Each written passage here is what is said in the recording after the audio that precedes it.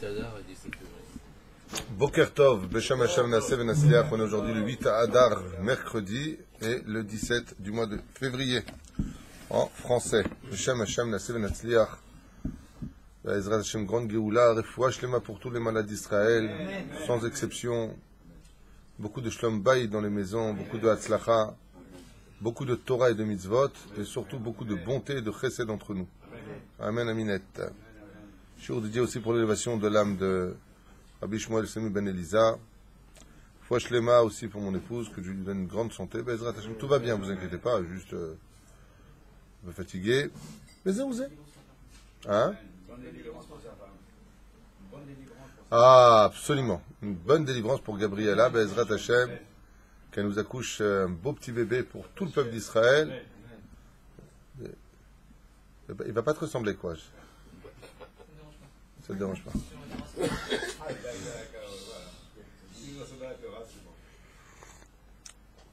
Parashat Shavua, Parashat Tetzavé. Tetzavé, béni Israël, vous avez remarqué que le Créateur du monde, Ishtabach Vital Shmo La'ad, Akadosh Baruch Hu, Shelo Haya Velo Yekamu, Bara Kol HaOlamot, celui qui a absolument tout créé, demande qu'on lui crée un lieu, Ama Vachetzi, 75 cm sur 75 cm. Lui qui est au-dessus de toute notion, toute molécule, tout alliage dans ce monde, il demande qu'on lui fabrique quelque chose de simple. Une fois de plus, vous savez que la simplicité est la plus grande vertu et la plus préférée du Créateur du monde. Hachem, je vous le dis, Dieu aime la simplicité chez les gens.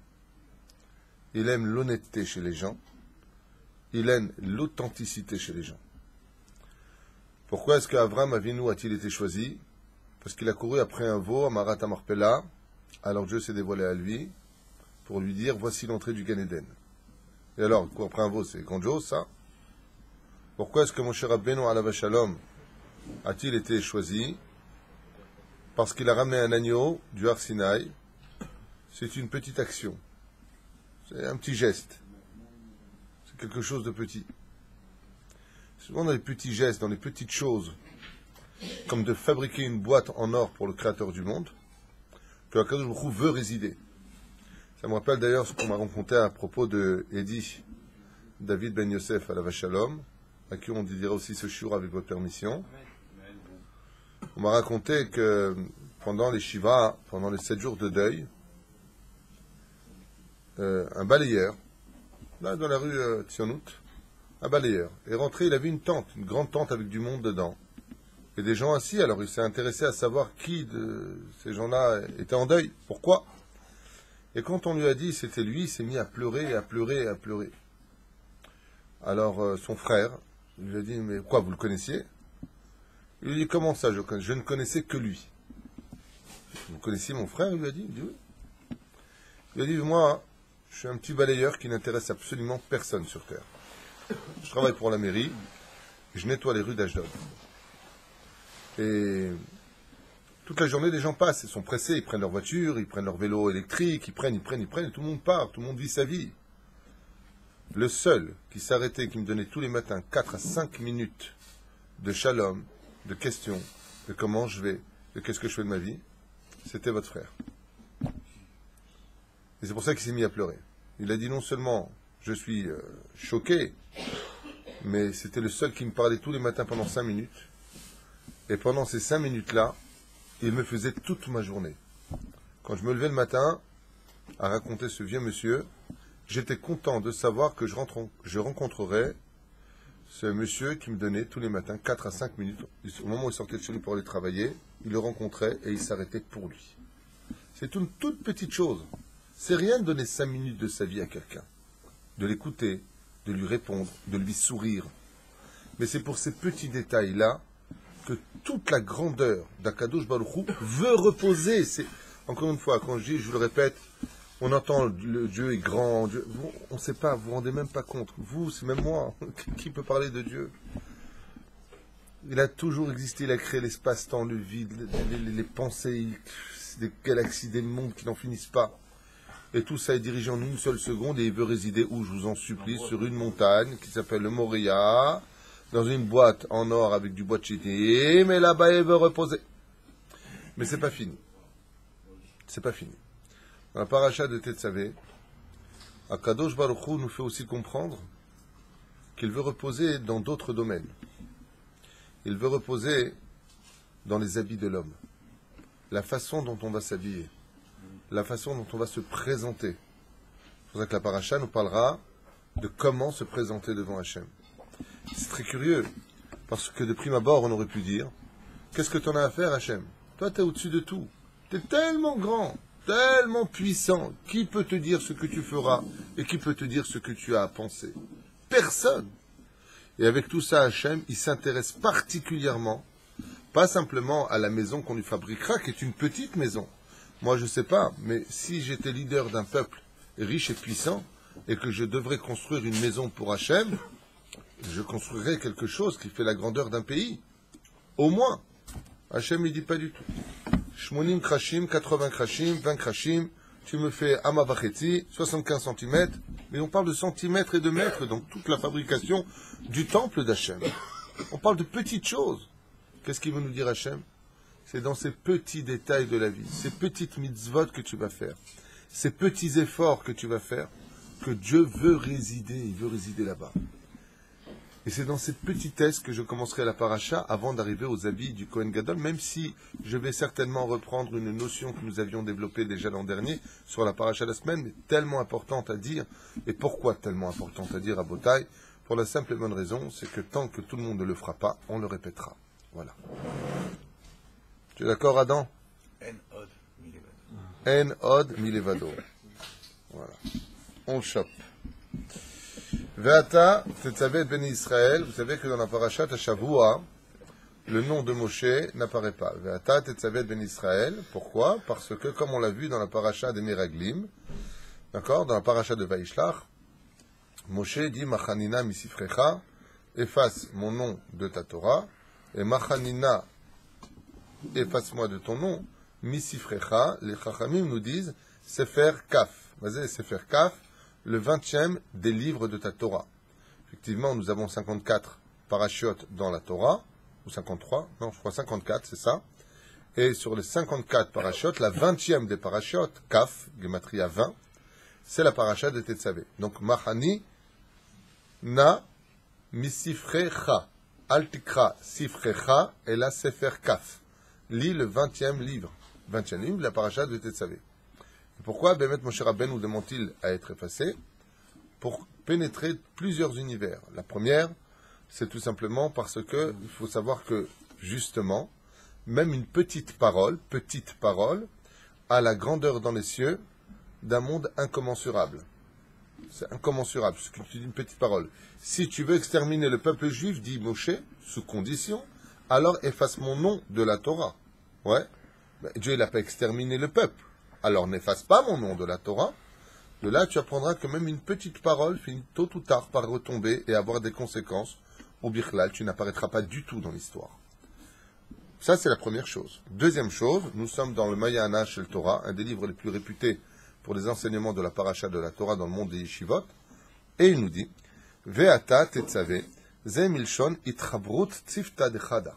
Tzifta dechada, ça veut dire que Akadosh Baruch Hu, mitchaber, il demande comme ça, Traber im ben Israël, kemo malachav yetzavelach, ve'ata tetzave, ce n'est plus de mon nom à ton nom, mais que tu te lis maintenant à chaque enfant d'Israël. Très philosophique, qu'est-ce que ça veut dire? Moshe se lira aux enfants d'Israël, créer un lien à l'intérieur. Au bechol adam Israël, bechol adorot yesh nitzotz mi Moshe Rabbeinu comme enseigne le Rochaim. Pourquoi il n'y a pas le nom de Moshe Rabbeinu dans la paracha? Comme le dit le Rochaim Akadosh, parce que Moshe Rabbeinu va pénétrer dans cette paracha comme une étincelle dans chaque cœur juif de toutes les générations. La reine Katou Ve'ata Tetzavé. De qui on parle? Ve'ata Tetzavé. Il faut savoir que, tout comme la première Mishnah de Masechet Avot nous dit, Moshe Kibel Torah Misinaï Umsara li Yushua Yushua Leskinim Skinim Levim Bechule Bechule. La Knesset Agdola, et donc après on a les Zugot, les Tanaïm, les Amoraïm, les Saboraïm, les Géonim, Rishonim, Charonim. On a toute une espèce de chaîne d'enseignants qui appartiendront à des générations précises, eh bien, dans chacun d'entre eux, quand il dira quelque chose, en réalité, dans chaque enseignement jusqu'au Rav Ovadia Yosef ou Rav Ben Zion Abba Shaul, il y a une partie de Moshe qui parle en eux. Et donc, si on avait marqué ici, dans cette paracha, le nom de Moshe, on aurait pu penser que Moshe se trouve à l'extérieur de chacun de nous. Et vient la deuxième dimension de cette paracha nous enseigner que Moshe est rentré en nous. Donc, s'il est rentré en nous, il n'a plus de nom extérieur, mais il est dans chaque nom du peuple juif. Ve'ata Tetzavé s'adresse pas simplement à Moshe au niveau du pshat, Ve'ata Tetzavé s'adresse à chaque chef de communauté, chaque juif dans son royaume, qu'on appelle un homme quand il rentre chez lui, est d'une certaine façon le rav de sa maison, le roi de sa maison. Hein, comme il dit Adam, moi quand je rentre chez moi, je rentre comme un lion, à quatre pattes. La reine du Seata d'Ishmaïa, chaque personne se doit de se sentir concernée par les ordonnances divines. Et une fois de plus, qu'est-ce qu'on voit dans cet exemple-là donné par les Chachamim? De Moshe devient un nitzotz. Et un nitzotz, c'est une étincelle. C'est grand ou petit? C'est petit. Encore une fois, c'est petit. Pérouche Adavar, que la grandeur d'un homme, c'est d'être capable d'être un grand parmi les petits. Moshe Rabbeinu, qui est Shakul Keneged Shishim Ribo Shel Israël, l'âme de Moshe est l'équivalent de 600 000 âmes.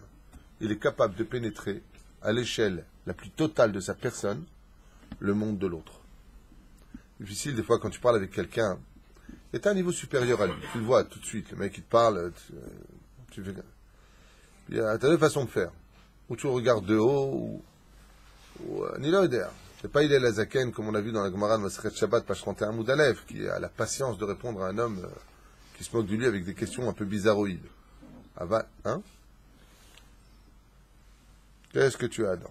Il faut se poser la question, qu'est-ce que je peux apprendre de lui? Il faudrait se poser la question, effectivement. Qu'est-ce que je pourrais apprendre de lui? C'est sûr. Mais il y a des moments où ça peut être fatigant. Comme de s'arrêter pour un balayeur. Quoi qu'il n'y ait pas de ce métier. C'est pas, au contraire, je trouve ça même un srout de balayer les rues d'Israël, moi, personnellement.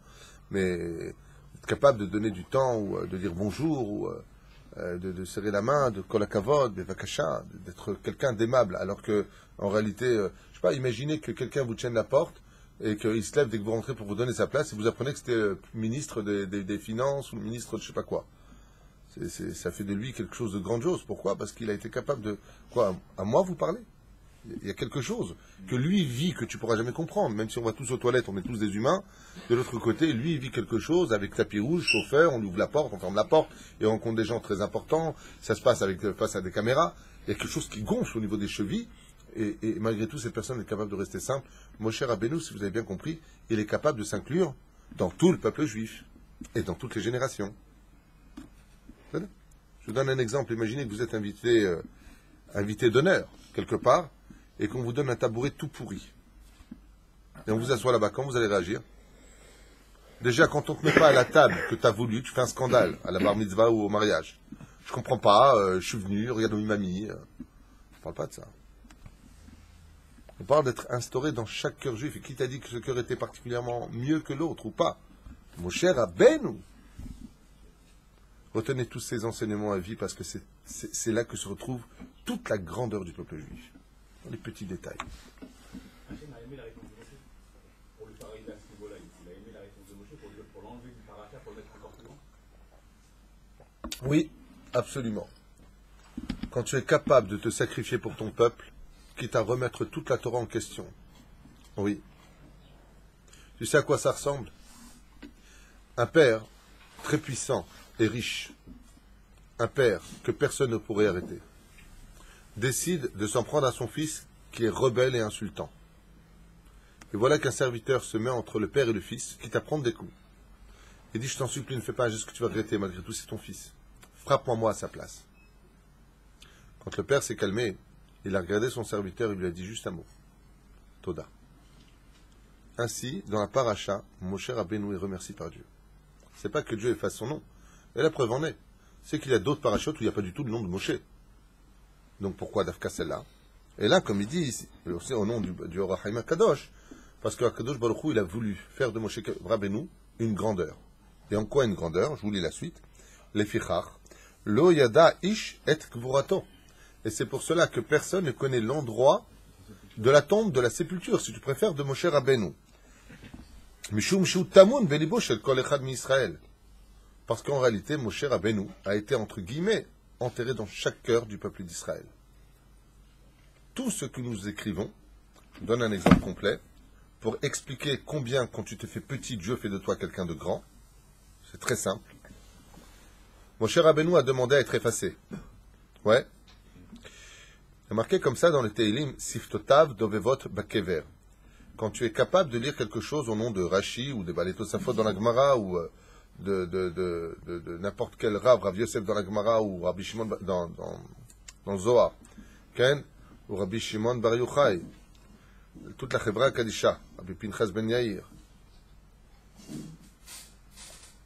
Au moment où tu lis le verset que lui a écrit dans la tombe, ce même personnage, peut-être de façon spirituelle ou façon physique, je ne sais pas, qui vivra verra.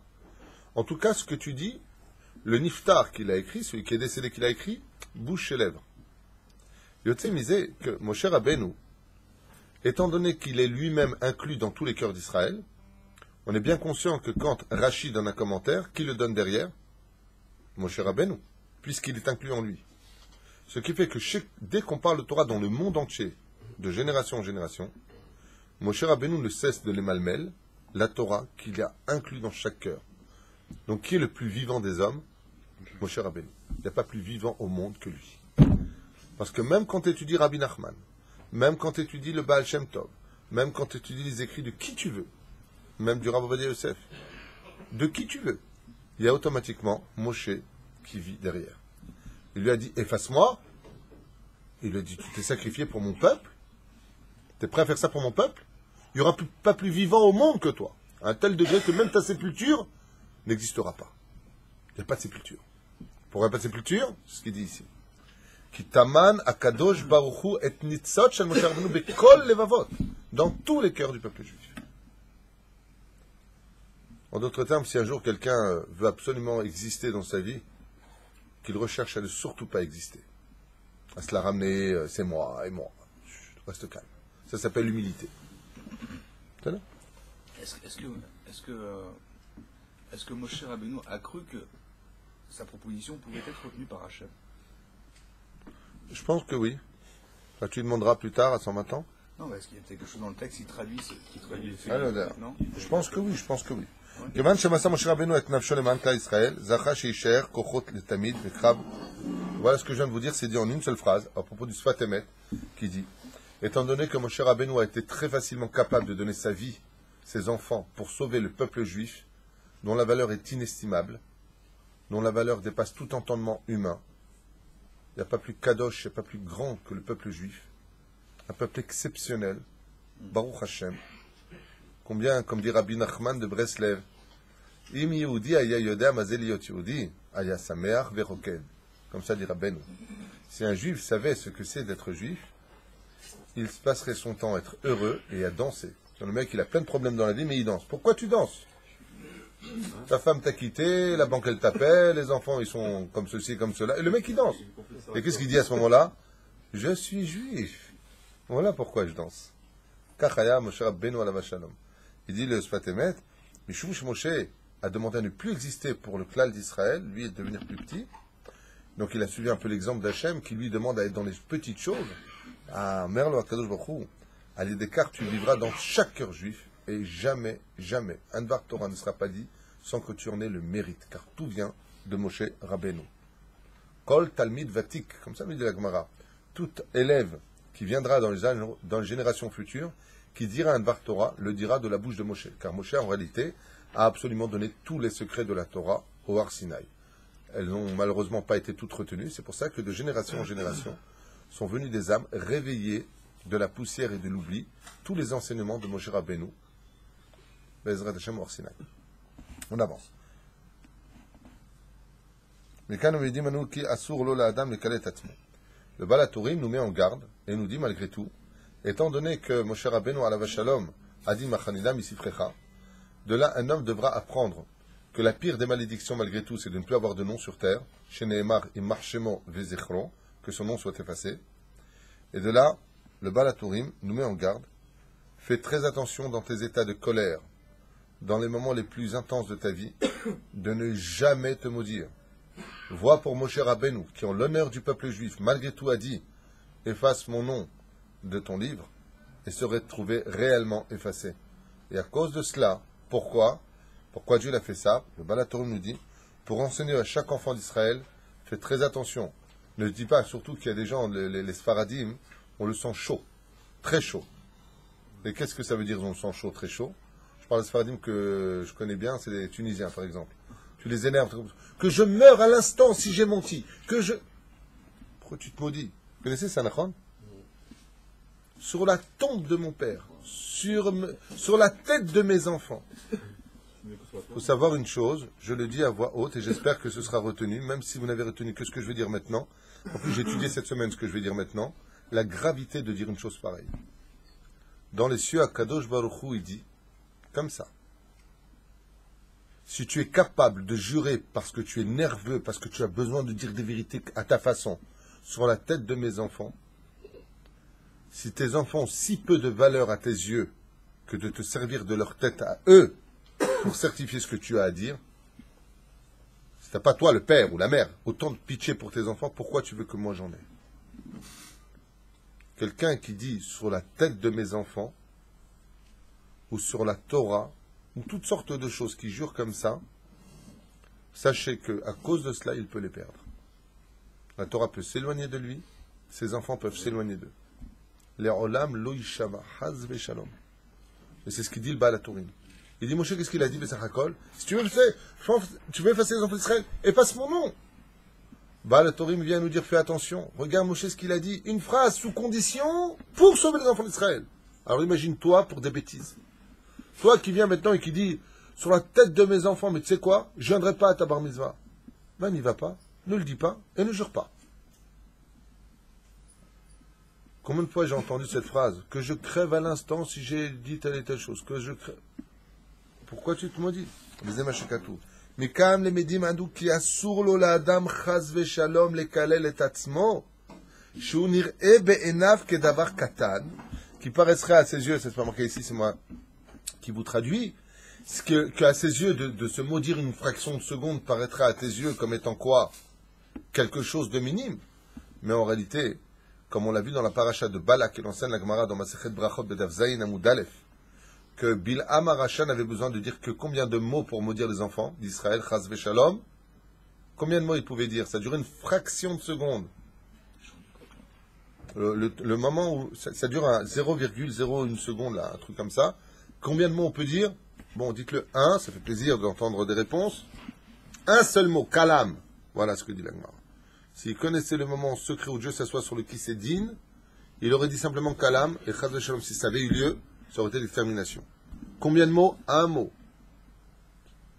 Une fois de plus, dans la petitesse qu'on voit les grandes choses ou les plus grandes catastrophes. Hier, j'ai fait un cours sur Amalek, le Kotz. Expliquer qu'une petite chose comme une petite épine, une ronce dans le pied, peut paralyser tout un corps. Tu as un Kotz à l'intérieur du pied, qu'est-ce que tu fais? Ben, tu t'assois, tu ne peux pas bouger, il faut que tu le trouves, il faut que tu l'enlèves. Aïe, tu vas boiter toute ta vie, jusqu'à ce que tu l'enlèves. Enfin, toute ta vie, le temps que tu l'enlèves. שהרי משה רבנו עליו השם חנינא מתהום שמסר נפשו עבור כלל ישראל לפי פכן זה עשה הרושם שלא יזכה שמו פרשה זו על אחת כמה וכמה שאדם שעושה זאת מתוך כעס גרידה לא שום תכלית. À plus forte raison, il dit le Baal HaTurim, qu'une personne qui fait des choses comme ça pour des nerfs, il va s'énerver, parce que monsieur il n'est pas content, parce que l'autre il lui dit mais non, de toute façon tu mens. Quoi? Sur la tête de mes enfants, sur la vie de ma mère, sur la vie de mon père, mais t'es malade, mais t'es malade. Tu te rends même pas compte de ce que tu dis, tu n'as aucune notion de la valeur. En général, la première punition des cieux de ce genre de choses, vous savez c'est quoi? La première des punitions de ces gens-là, c'est que rarement sont entendues leurs prières. Rarement. Puisqu'ils ne donnent pas de valeur à leurs paroles, Dieu ne donne pas de valeur à leurs paroles. La deuxième des choses, c'est que le mensonge a le droit de s'installer dans leur bouche. Ce qui fait qu'en général, quand vous tombez sur des gens qui passent leur temps à jurer, si un jour vous allez faire des affaires, et que la personne sur la Torah écoute, sur la Torah, vous l'entendez dire 3 à 4 fois sur la Torah en 2 secondes comme ça, fuyez-le comme la peste ne fait aucune affaire avec lui. cet homme est un menteur. La preuve en est. D'ailleurs, il va le dire tout seul, hein, c'est pas de moi. Hein. Là, je te promets que c'est vrai ce que je te dis. Ça vous dit rien? Là, je vous promets que c'est vrai ce que je dis. Ah, quand tu viens et que tu dis là, ça veut dire quoi? Tu reconnais toi-même qu'avant c'était. Si tu jures pas quand tu parles, ça veut dire que tu mens, puisque là tu dis sur la Torah ce que je dis c'est vrai. Vous voyez ce que je veux dire? La vérité, si je mens. La vérité, si je mens.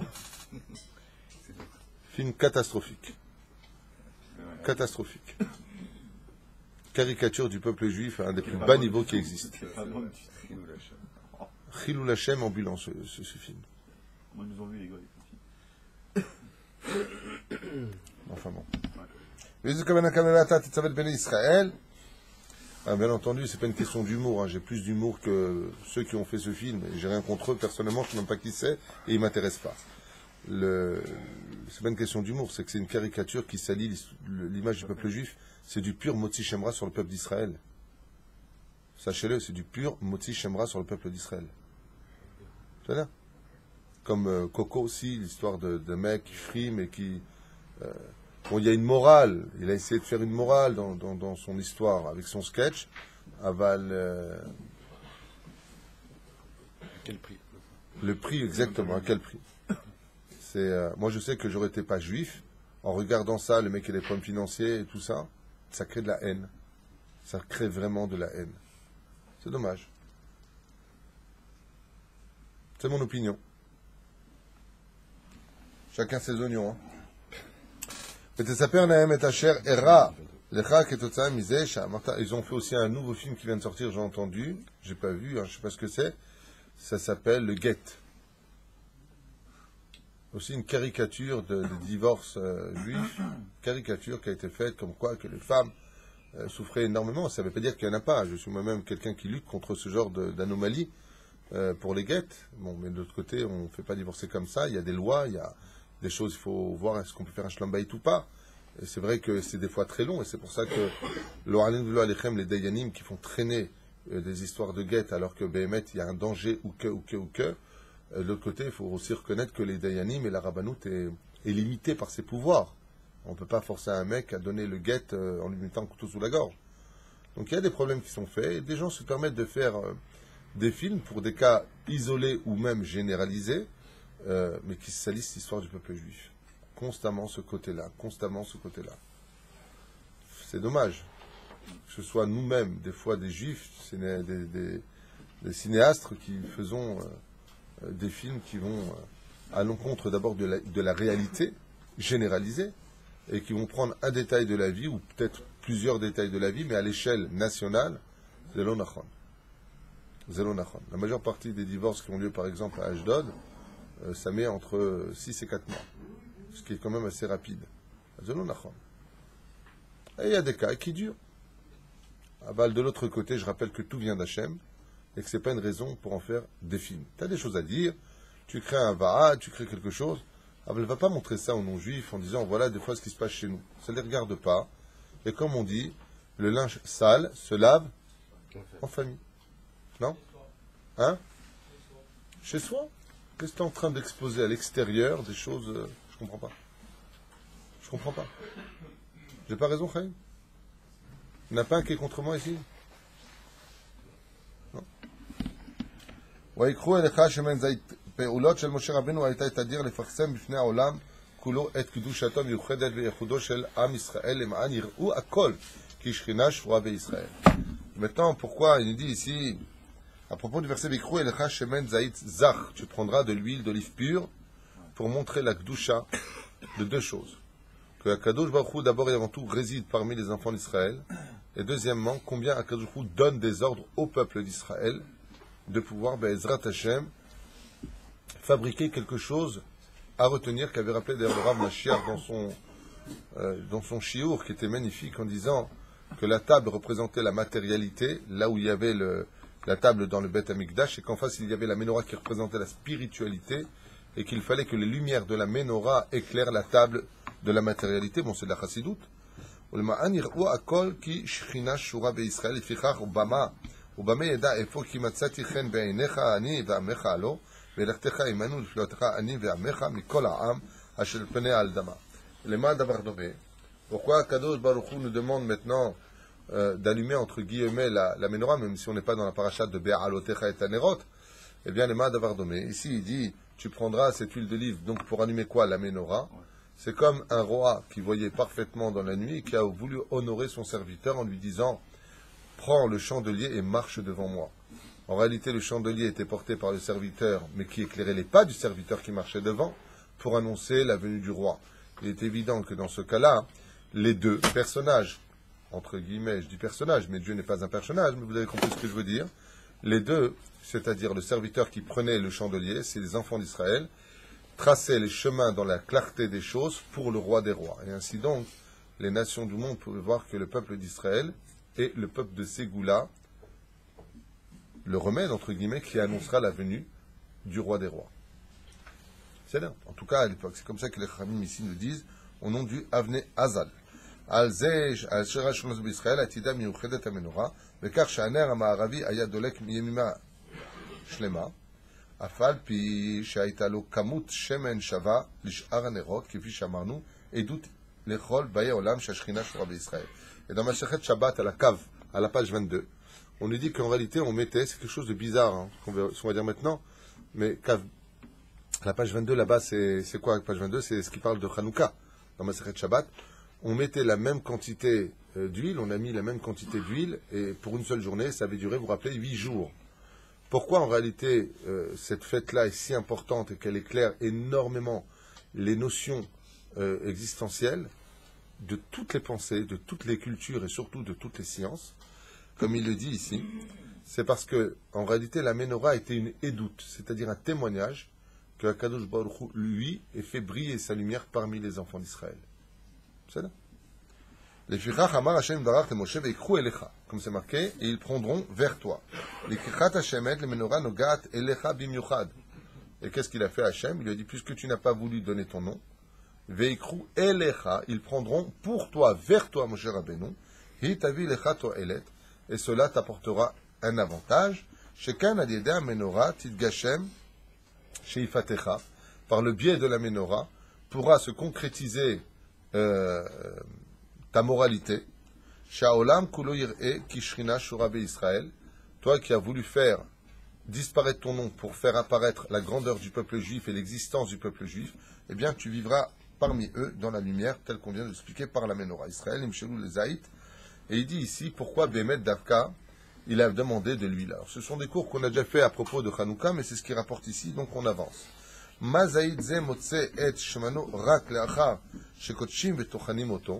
Pourquoi Davka lui dit tu prendras les olives qui sont comparées au peuple d'Israël, donc les zétounes sont zétoun, zaïd c'est zétoun, il n'est pas là zétoun, il n'est pas là. Pourquoi ils sont comparés donc au peuple d'Israël? Parce que pour faire apparaître de l'huile, il va falloir concasser, casser, briser l'itron auto, c'est-à-dire jusqu'à l'écraser. Malheureusement, il y a un processus très très délicat pour faire sortir de l'huile d'olive, où il va falloir travailler cette olive. Et le peuple d'Israël sort ses grandes qualités, c'est dur ce que je veux dire, hein, mais quand on passe par les épreuves. Quand est-ce qu'on arrive à réunir le peuple d'Israël dans une hardoute grandiose? Quand on est poursuivi par des ennemis. Quand les sirènes sonnent, d'un coup, il y a une grande hardoute. Voilà. Quand est-ce qu'on est vraiment très, très, très proche de Dieu? Quand le banquier nous appelle. Qu'on est dans Michael. C'est-à-dire que, c'est ce qu'il dit ici, c'est pas moi, il dit comme ça. Tout comme il arrive à sortir réellement son huile quand il est concassé, frappé, car Gam Israël megalim et ma'alotehem le'achar shemivim alehem isurim. Et voilà, il le dit ouvertement. Le peuple d'Israël dévoile réellement sa grandeur que quand on lui apporte sur lui des épreuves. Des épreuves. Car, mais ce n'est pas non plus une généralité du peuple juif. Il faut dire ce qui est, grâce à Dieu, on est dans les synagogues, on prie tous les jours. Baruch Hashem. On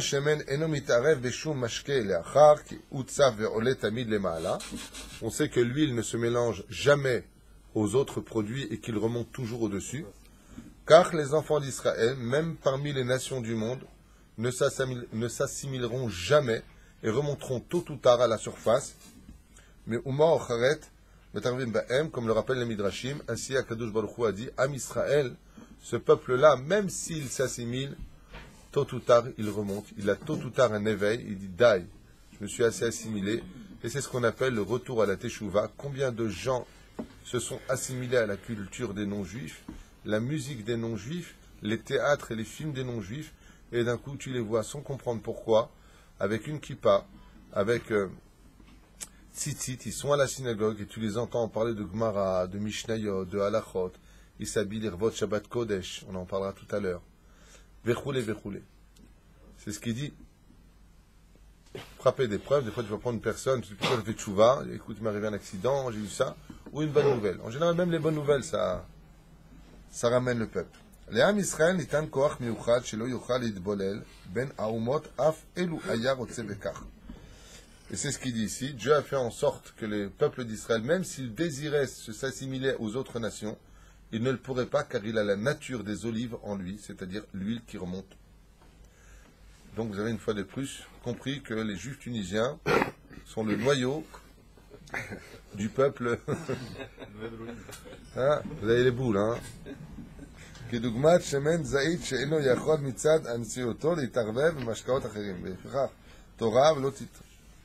Comme c'est marqué ici, vous ne vous marierez pas à propos de la Torah avec les nations du monde. On a le devoir de respecter les nations du monde.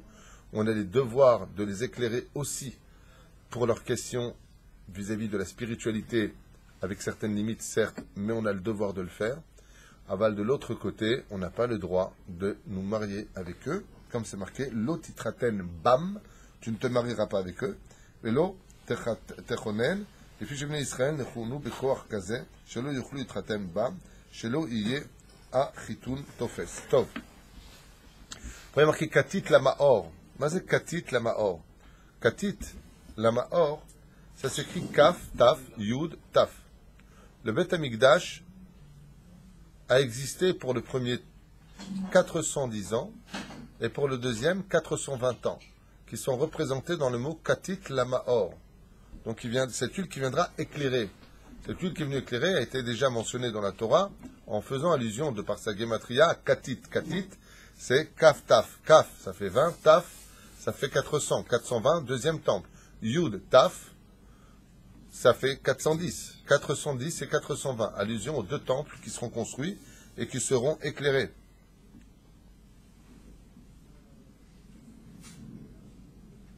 Après, il rapporte de la morale, Katit la Maor, la Alot Neftami, Bet Amikdash, Arishon, Amadena, c'est la gamme. On avance. Veata, il dit comme ça, Tekarev, Akrev, Elecha et Aaron Achicha, Ada ou Dirtib, Lule Toratcha, Shasouye, Avadeti Beoninim, Shamar Kedush Baruch Hu, Moshe, Veata Akrev Elecha, Aralo. Amar lo Torah Sheli, Aïta, Venichanala. Lama nitmena Aaron le Kohen Gadol velo Moshe, Mishum Shebirde le Karev gam et Achotim Darosh, alors il pose la question, il dit, pourquoi Béhémet Moshe n'a pas été le Kohen Gadol du peuple juif? Arrête, il a été le leader du peuple juif, mais n'a pas été le Kohen Gadol, si ce n'est qu'une toute petite parcelle de temps. Un moment, pas une parcelle de terre, une parcelle de temps, ça se dit pas, je crois.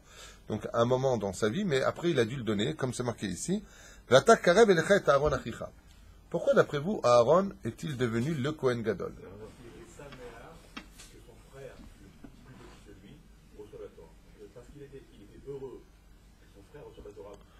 Donc, Asher, il dit parce que, comme Aaron, effectivement, était plus âgé que Moshe, de combien d'années, tu sais? 3 ans. Il était fier que son frère soit le Kohen Gadol, donc il a eu de la joie à l'intérieur. Comme tu as de la joie pour ton frère, tu mérites tout. C'est ce que tu es en train de dire. Ok. Maud. C'est lui qui a parlé à part ou c'est là qu'il a perdu son statut de Kohen, Moshe Rabbeinu? Pourquoi il a perdu son statut de Kohen? Parce qu'il a pas. C'est Aaron qui a. Non, le Pshat, il a dit Aré ani aral sfataim, je suis bègue, je ne peux pas bien parler, patati patata. Et donc il a dit c'est non. La réponse qu'il nous donne ici est un peu différente. Je vous la lis. Lama nitmena Aaron et Kohen Gadol velo Moshe, pose-t-il la question. Pourquoi Aaron et Kohen et pourquoi pas Moshe?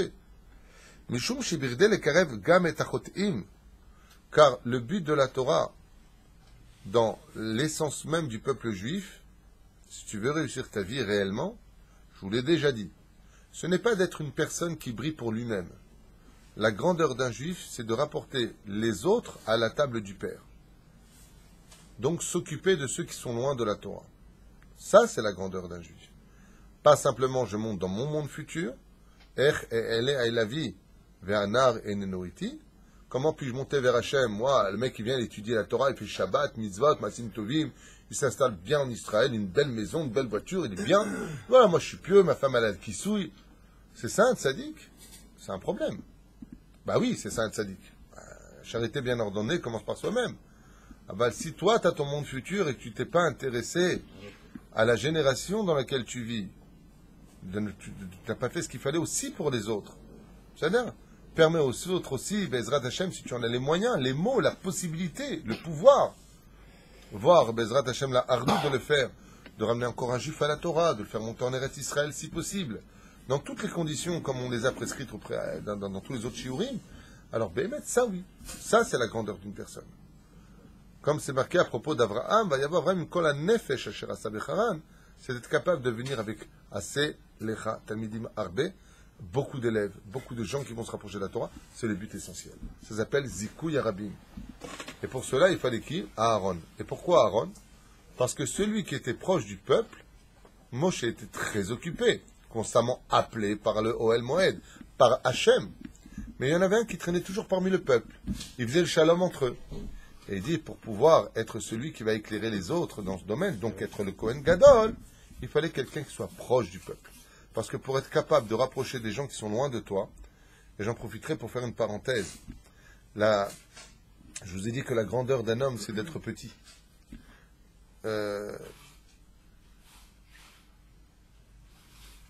Quand tu parles des fois avec des rabbanim, tu as l'impression qu'eux font partie d'une élite. Eux, c'est les rabbanim. Aval Rabbeinu nous enseigne que la grandeur d'un homme se trouve aussi dans la pashtout, dans la simplicité des choses.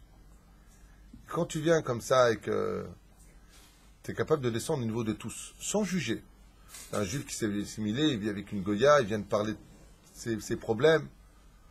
Et tu n'es pas là en train de le juger, en train de lui dire, tu sais pourquoi tu en es là, parce qu'il avec une goya, c'est grave, c'est très grave. Ah ben, de l'autre côté, tu n'es pas là pour juger. Tu lui parles d'un cœur sincère. Hein. On n'est pas une secte, on n'est pas des gourous. Chaz v'shalom. On va juste d'être capable de descendre. Pas de descendre, parce que pour descendre, il faut être en haut. J'ai un peu honte de dire ça, mais tu parles au même niveau que tout le monde, quoi. T'es rien. Alors les gens, ils font tchouva. Et je vous en parle pourquoi? Parce que beaucoup de gens pensent que je suis un grand, alors que pas du tout, vous vous trompez. Je tiens à le dire à voix haute. Je suis 1m84, certes. Balèze, si vous voulez, mais je ne suis pas un grand. Et je vois que malgré tout, les gens sont très émus en disant quelle route vous me répondez, à chaque question dès que je peux, je n'ai jamais laissé une personne le choix, je m'efforce toujours de pouvoir faire. Et je vois que ça rapproche les gens en disant, tu te rends compte, moi le Rav Tutu, je peux lui parler, il me répond, vous êtes proche de nous. Ah ben, Habibi, moi je suis proche de vous parce que j'ai pas de mérite, je suis comme vous, je ne suis pas plus que vous. Et si tu as vraiment un grand Rav, mais vraiment un vrai Tamid Racham, un grand Torah, et que lui, tu as la chance de lui parler. Et là, je fais allusion à qui? À Rabbi Moshe Ederi. Rabbi Moshe Ederi, à la Shalom, était un homme extraordinaire. Rabbi Moshe Ederi parlait avec les anges. Les métim, les gens décédés comme le Hari Akadosh, Rabbi Yaakov Abu Hatzera, il m'a dit de sa bouche, descendez étudier avec lui.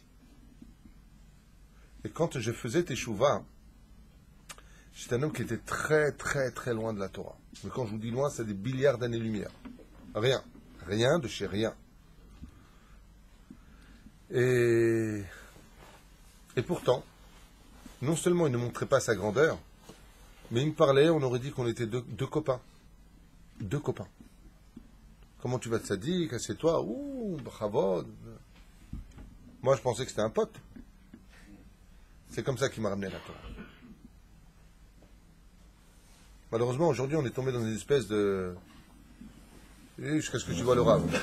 Parle avec le secrétaire, du secrétaire, de la secrétaire, du secrétaire, de la secrétaire, du secrétaire, du secrétaire, de la connaissance. Où tu vas? De l'autre côté, c'est vrai que les rabbinim sont très occupés. Les gens comme moi, Baruch Hashem, c'est vrai que je suis très occupé aussi, ceci étant, mais... Miani Uma Hayai. Moi, tu me dis, viens, on va boire un café dans le coin, Bessimcha Rabba, quoi. Quoi, le Rav, tu vas boire un café? Il y a quelqu'un qui m'a dit, vous buvez un café? Je dis, ouais, avec la bouche, t'es pas au courant? Hein? Ou faire un ping-pong. Non, je t'ai déjà prévenu, pour le ping-pong, laisse tomber. Va t'entraîner, après on part. Bon, hein? Non, il faut être humble. Ah, parce que la boule du ping-pong est petite, c'est pour ça, il faut être... Ezrat Hashem. Lachem, B'siyata d'Ishmaïa. Ah oui, c'est comme ça que je me suis foulé le poignet, d'ailleurs. C'est au ping-pong avec mes enfants où j'ai glissé et je suis tombé sur ma main. Voilà. Hein? À quelle heure? Non, c'est l'œil. Pas de mes gosses, hein. Quoi? À quelle heure? Quoi, à quelle heure? Toi, t'as déjà le ramasseur de balles. T'as Vrabotaï, bon, on a reçu la limout chez Nanouba, Ezrat Hashem.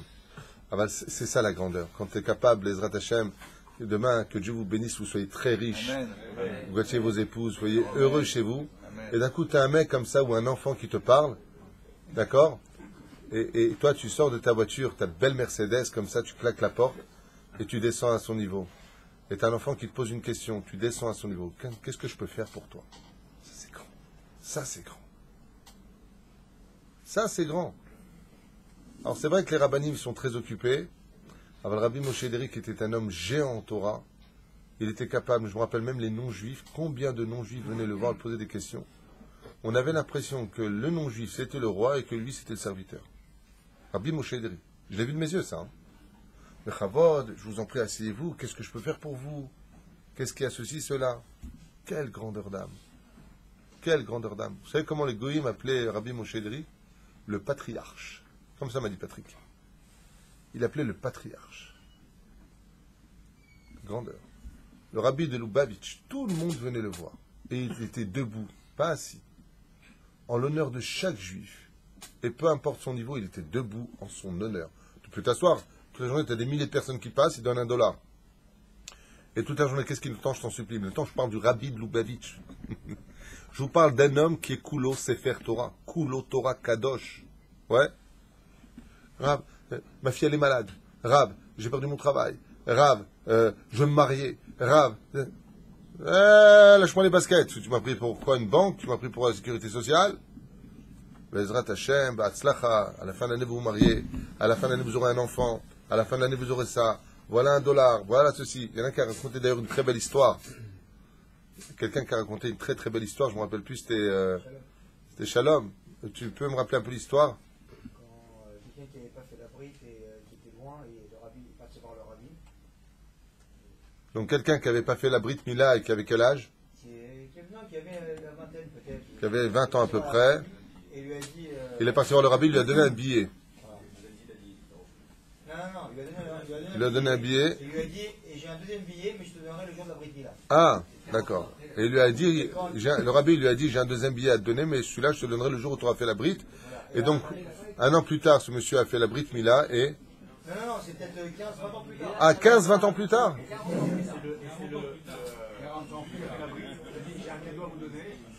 Ah, il a fait méron. Et c'est le Moël qui lui a fait la Brit? Alors, j'explique pour ceux qui veulent entendre l'histoire. Un homme donc de 20 ans qui n'avait pas fait la Brit Mila pour des raisons qu'on ne connaît pas, était parti voir le rabbi de Lubavitch, donc à New York, il lui avait transmis ou remis $1. Et il lui a dit, le jour de ta Brit Mila, quand tu accepteras de la faire, je te redonnerai $1. Donc une quinzaine d'années plus tard, cet homme a accepté donc de faire la Brit Mila, il l'a fait sur lui. Et le Moël lui a dit, au fait, j'ai un cadeau pour toi. Il lui a sorti $1 de son portefeuille. Il lui a dit que ça porte chance, c'était $1 du rabbi. Et cet homme-là s'est rendu compte qu'en fin de compte, comme lui avait dit le rabbi, je te donnerai $1 le jour de la Brit Mila. De quoi est-ce qu'on parle? Regardez cette sadikim de quoi on parle. Des aigles de la Torah. Et cet homme-là, avec qui il parlait, un juif incirconcis. Mais de quoi on parle? Un juif incirconcis. Et il parlait avec lui comme un père qui parlait avec un fils. Comme un ami qui parle avec un ami. Ça, c'est vraiment la grandeur du peuple juif. Ça, c'est la halot ner tamid. Et c'est pour ça que je finirai avec cette phrase, puisque je vois que l'heure est déjà passée. Je voulais parler des habits, mais j'en fais juste une phrase parce que j'ai pas dit blinéder.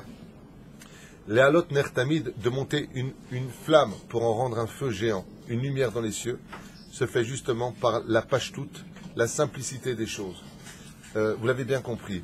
Juste à propos des habits, j'aimerais revenir sur une étude qu'on avait déjà faite, l'importance de s'habiller en l'honneur d'Hachem, puisqu'on verra que pas simplement dans la boîte, ce qu'on appelle le Aaron à Edout, l'arche d'alliance, Dieu veut reposer, mais aussi dans les habits de l'homme.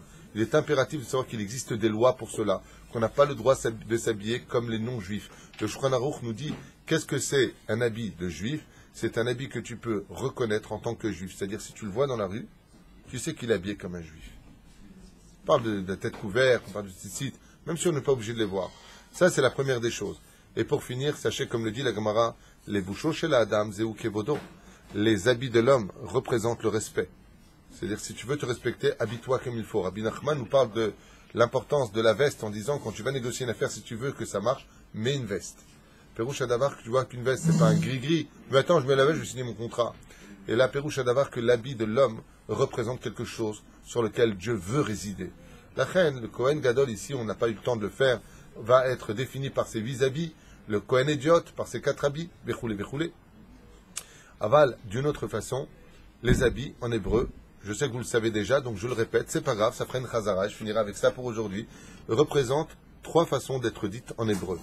Le premier, c'est beged, beged qui vient du mot boged, qui veut dire traître, pour enseigner que l'homme a été créé nu et que parce qu'il a trahi Hachem dans la faute originelle, Dieu lui a mis ses habits. Sur ce, les habits représentent le tikkun, la réparation de la traîtrise, d'où l'importance absolue de la tzniout. Celui qui ne s'habille pas, sa noua pudiquement, perpétue la faute originelle, sachez-le. C'est pour ça qu'on met des habits. Et c'est pour ça que quand la personne décède, on déchire l'habit. Pour dire que maintenant on a fini le tikkun de l'habit. Et c'est pour ça que le mort retourne nu dans la tombe avec un drap sur lui. Parce qu'il n'a plus besoin d'être habillé. Vous avez compris? Donc le pyjama qu'on met comme ça, c'est symbolique. Zéouzé. La deuxième des choses, c'est que les habits s'appellent aussi madim. Madim veut dire uniforme, mais cela se traduit aussi par le mot hébraïque du mot midot. Parce que les habits sont capables d'influencer sur l'homme pour améliorer ses midot. Comme vous le savez, on ne se comporte pas pareil en Nike et en jeans que quand on habille avec des chaussures en cuir, de belles chaussures avec un pantalon à pince. La conduite de l'homme change automatiquement. Ça va influencer sur nous. La troisième des choses, d'ailleurs, je ne voulais pas revenir sur cette parenthèse, mais imaginez que moi qui suis votre ami et aussi votre enseignant, si je peux me permettre le mot, je viens d'habiller demain chemise à carreaux ouverte jusque-là, jeans, manche jusque-là et une paire de Stan Smith. J'adore ces pompes. D'accord? Je ne fais pas de la pub, mais j'en mets aussi, elles sont noires d'ailleurs. D'accord? Quand vous me verrez comment? Ça vous dérangera ou pas? Dites-moi la vérité. Il a pété les plombs, oui, ça me dérangera. Pourquoi? Parce qu'on veut que celui qui nous enseigne la Torah soit aussi symboliquement quelqu'un. On veut pas... Ça se fait pas. Alors lui, carrément, il dit ça se fait pas. Très bien. Très bien. Très bien. Et je te rappelle que toi aussi, t'es rave. Bon. Juste pour finir, donc, Madim. Et voilà que la troisième façon d'appeler, c'est levouche. Mazé levouche, milchon boucha. Pérouche à d'avoir que la personne se doit, Bezrat Hashem, d'avoir honte parce que l'habit représente le tikkun de la boucha. Et tant qu'un homme a honte, il évitera la faute. Qu'est-ce qui permet d'ouvrir la faute vers le monde extérieur? C'est le manque de pudeur, comme on l'a dit d'ailleurs. Le levouche représente la kedusha. La kedusha, la pureté, comme on a fait le cours hier pour les femmes, mais qui s'adresse aussi aux hommes, se détermine aussi de façon précise par la façon de s'habiller. La façon dont tu vas t'habiller pudique. Et je vous donne un exemple. Là, l'Alakha nous demande de nous couvrir jusqu'où? Pour un homme. Jusqu'au coude. Comment on va à la synagogue? Jusqu'ici. Qui t'a permis? Qui nous a permis de venir avec des manches qui vont jusque-là? Alors qu'est-ce qu'on dit? Vraiment, aujourd'hui, tout le monde s'habille comme ça. Alors si toute la journée, effectivement, tu es comme ça dans le kibbutz ou en short, alors c'est vrai que le Rav Yosef, il permet dans ce cas-là, puisque c'est ça ton habit. À Valky 40, quand tu viens dans une bête à Knesset, tu viens devant le Créateur du monde. Donc quand tu viens devant le Créateur du monde, habille-toi. Si je te dis maintenant, il y a le président qui veut te parler, tu dis attends, je vais me changer. Quand tu viens à la bête à Knesset, et au moins l'amabilité de mettre une veste, au moins de mettre au moins un t-shirt qui vient jusque-là, trouve des habits que Bezrat Hashem chez Echabdou. Pourquoi? Parce que vous avez vu que les habits font partie de notre paracha et qu'ils sont d'une importance capitale puisque Dieu donne des détails sur les tissus, sur la grandeur, sur les couleurs de ce que nous devons porter. Ce n'est pas stam, même si l'habit ne fera pas le moine, comme ils disent chez eux. Hein, l'habit ne fait pas le moine, mais Pérouche Adavar, c'est pas parce que tu vas t'habiller en rave que tu es un rave, parce que c'est aussi des choses que je reproche. Je ne suis pas d'accord de penser qu'un mec qui vient faire tchouva doit s'habiller en chassid. Chassid, c'est une responsabilité dans ta conduite. Quand on va te regarder, on va dire quoi, c'est un chassid, mais le mec il a 2 ans de tchouva, il va faire d'énormes erreurs, c'est pas un chilou Hachem. De l'autre côté, il faut faire attention aussi à ce que l'on porte, parce que porter un chapeau, c'est une responsabilité, vous le savez bien. De l'autre côté, quand on a le chapeau, eh bien ça éloigne aussi les avérotes. Les femmes sont plus, maintenues à l'écart, et c'est pour ça que Bezrat Hashem, qu'on a le mérite d'améliorer nos midot, donc mida, madin, bevadaï, qu'on arrête de l'ivgod, beged, et pour finir, Bezrat Hashem, comme on vient de le dire, chez Boucha et nous, comme on disait à une personne quand on était jeune, vous vous rappelez, à notre époque, quand t'es pas à poil, c'est que t'es pas normal. Mais à l'époque, quand on était jeune, quand une fille sortait en jupe courte, on lui disait, Atlom nit bayeshet, tu n'as pas honte? T'as pas honte de sortir comme ça? Sans faire de kitrou, chaz veshalom, je vous dis la vérité, que Dieu me pardonne pour ce que je vais dire. Hier, au sortant du parking, il y avait une fille qui était sur le parking, une femme peut-être de 20 ans, je sais pas quel âge là, peu importe. Sans faire de kitrou, chaz veshalom, je dis ça pour qu'on se réveille. J'ai eu honte pour elle. J'ai eu honte pour elle. Et pourtant, elle était habillée, une petite veste, très très très courte, tout était très court, tu voyais les jambes d'en haut jusqu'en bas. J'avais envie de sortir de la voiture, t'as dit à Tlomit Bayeshet, t'as pas honte. Le pire, c'est qu'elle me regardait en me disant, d'abord, tu regardes pas si t'es pas content. Et puis, deuxièmement, donc j'ai pas honte. Le Baal Shem Tov disait, quand on n'a plus honte d'un péché, c'est sans retour. Tant qu'on a honte d'avoir fait quelque chose, il y a un espoir à la Teshuvah. Mais si la honte est partie de nous, c'est que là, il n'y a plus rien à faire. La reine, il faut réinstaurer la honte. La reine, comment on fait? Chenit Bayesh. C'est Bayeshi. En général, il y a une petite chose comme ça, c'est quoi? On est à Boulogne, on est où là? Saint-Denis? C'est où ça? Shem Shmor Verahem. La reine, encore une fois, cette femme-là, bien entendu, demain elle peut faire tchouva, le peuple d'Israël est kadosh. C'est l'assimilation des nations du monde, c'est ce que vous voulez, avec quoi qu'il advienne. La terre d'Israël déteste l'impudeur, la débauche, tout ce qui touche à cela. Comme dit Akadosh Baruch Hu, c'est pour ça que j'enlève les nations du monde. Et le Beged en Eretz Israël fait partie des choses principales, pas qu'en Eretz Israël, partout. Bezrat Hashem, avec lequel chaque juif se devra aussi de faire Teshuvah pour y placer la lumière qui s'y trouve. Comme le dit la halakha, on ne retire pas 2 habits en même temps, parce qu'il y a une lumière à l'intérieur qu'il faut dégager. Et cette lumière, c'est la Shrina, le Or Hamatif et le Or Apnimi. Kol Tov.